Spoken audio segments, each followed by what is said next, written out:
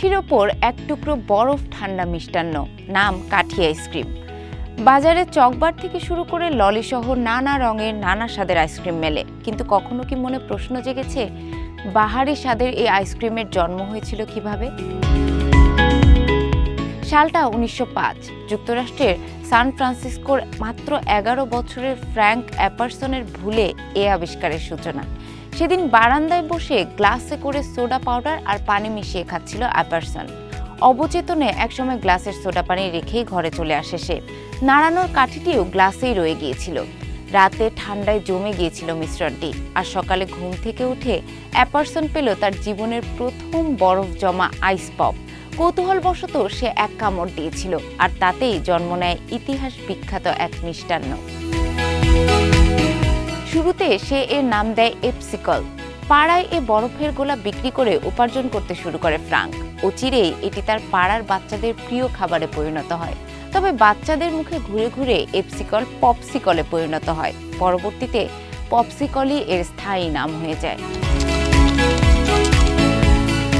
1920-এর দশকের শুরুতে অ্যাপারসন বুঝতে পারেন তার এই আবিষ্কার আর স্থানীয় পর্যায়ে সীমাবদ্ধ রাখা যাবে না। তিনি এটি নিয়ে যান ক্যালিফোর্নিয়ার সান ফ্রান্সিসকোর বিখ্যাত বিনোদন কেন্দ্র নেপচুন বিচে। দর্শনার্থীরা ভিড় জমায় তার ঠান্ডা আইস পপের স্টলে, আর সেখান থেকে শুরু হয় পপসিকলের বাণিজ্যিক যাত্রা। 1924 সালে অ্যাপারসন তার আবিষ্কারের জন্য পেটেন্ট নেন। শুধু বরফ জমা খাবার নয়, ব্যবহৃত কাঠির ধরন সম্পর্কেও এতে বিস্তারিত নির্দেশনা ছিল।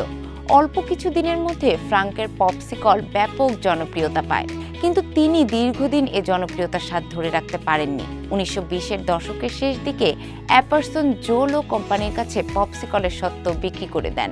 নতুন মালিক সংস্থাটি দ্রুতই এটি দেশজুড়ে জনপ্রিয় করে তোলে। মহামন্দার সময় কোম্পানি চালু করে 2 কাঠির পপসিকল, যা মাঝখান থেকে ভেঙে 2 জন ভাগ করে খেতে পারত।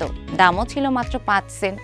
সে সময় এটি শুধু ডেজার্ট নয়, অর্থনৈতিক সান্ত্বনার প্রতীক হয়ে ওঠে। কিন্তু সাফল্যের সঙ্গে এলো প্রতিদ্বন্দ্বিতাও। চকলেটে ডুবানো আইসক্রিম বার তৈরি করে খ্যাতি পাওয়া গুড হিউমার কোম্পানি জোলোর বিরুদ্ধে কপিরাইট মামলা করে।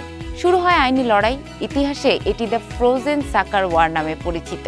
কয়েক বছর ধরে চলা এই মামলা 1933 সালে আপোষের মাধ্যমে শেষ হয়। চুক্তি অনুযায়ী পপসিকল ফল ভিত্তিক বরফ জমা মিষ্টিতে সীমাবদ্ধ থাকবে, আর গুড হিউমার নিয়ন্ত্রণ করবে দুধ বা ক্রিম ভিত্তিক আইসক্রিম পণ্য।